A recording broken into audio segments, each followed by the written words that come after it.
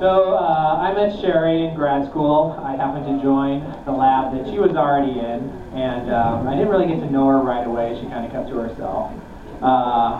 But you know, I would hang out and stuff like that. And eventually, the first word she said to me, I had a little nervous habit where I would sometimes hold my belly when I was talking to someone. So the first word she said to me was, "Why do you show everyone your stomach?" I didn't really have an answer to that. But we eventually became friends, probably because we were both very competitive with each other. For example, we both joined the same swimming class that you've heard about, and we would race each other back and forth to see who could finish the laps first. And for the record, I had to be rescued before my swim class.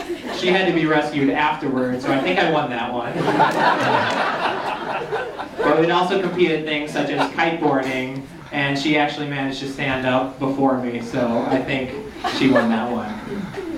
So things were going great, we were good friends. And then, as you also heard, either you're in or you're out with Sherry. And for a short period of time, I was out with Sherry, and I'm not really allowed to tell the story, but it involved someone eating her last shrimp while she was in the bathroom. So it was a very sad year for me. I would go to the lab, and I would try my best to become friends with her again. I would pass her in lab and smile, the brightest smile I could, and she would glare back at me.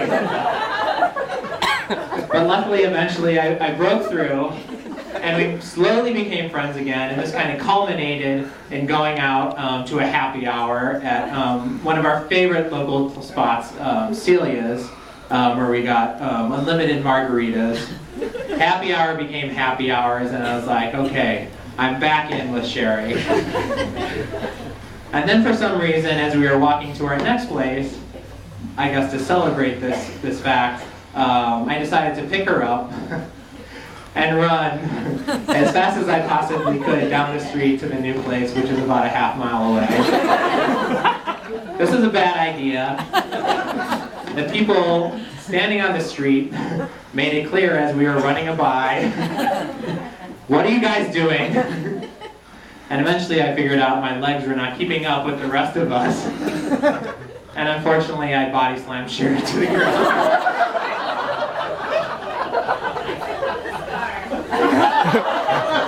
My first thought was that I killed Sherry.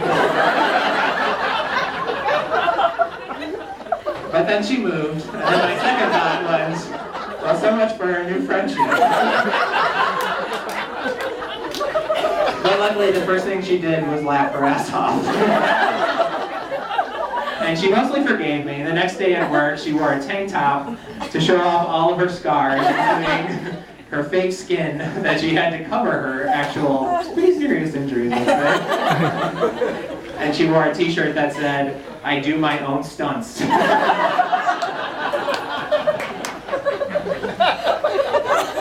So you can probably tell from this speech, I don't have a lot of good advice to give.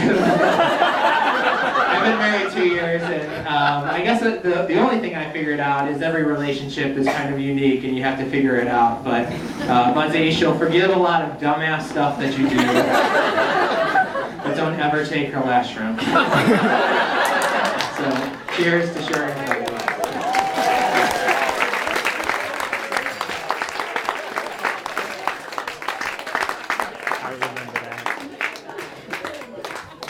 Seeing all the scars.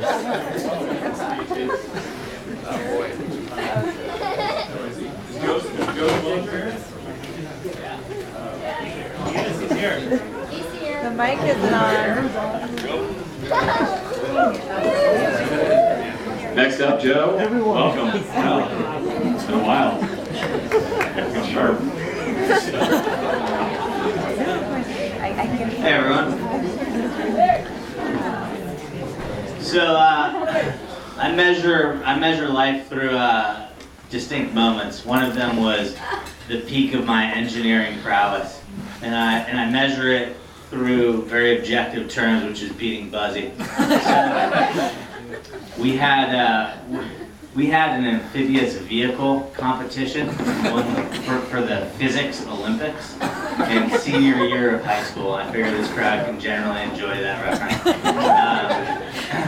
And I was responsible for the land portion, and Buzzy was responsible for the water portion. And coming around the pool of Redwood High, we were in first place by probably a full lap around the pool for the land portion. And then Buzzy jumped on the vehicle, jumped right in the water, started swimming, and the whole thing sank. And my life, I will say, since that point has been phenomenal. Remember, there's a reason I tell this story.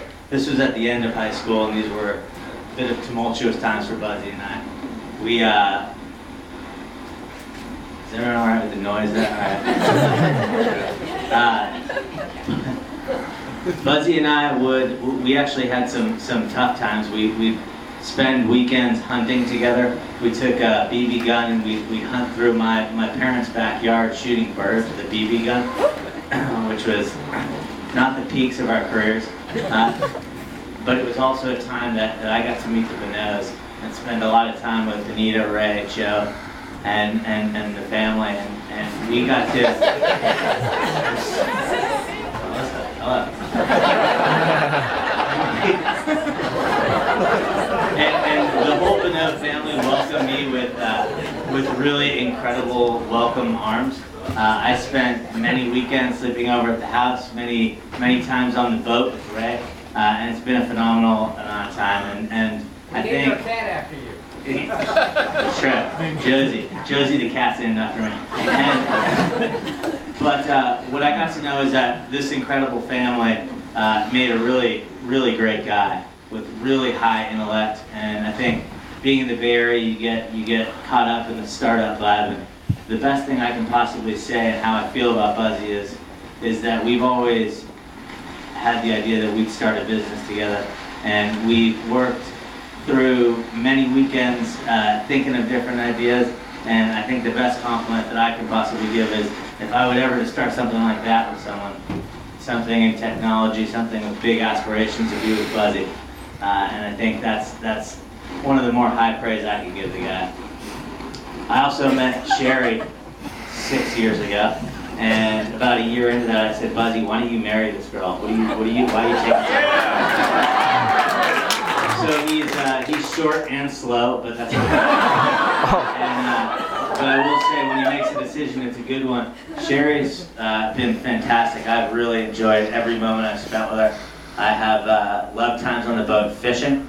I love going out for beers with you, and I will say that you have a really high level of aspiration and ambition for what you do, which I think you keep very important things in mind, and you do things that are for the good of humanity, but you're also real well-grounded, and you value what's important in life, and that's a relationship with Buzzy, despite the fact, and I can't believe that you're going through with this at this juncture, and I know you're deeply in love with him, because there's no other woman that I think could handle the moldy wetsuit smell in that Subaru.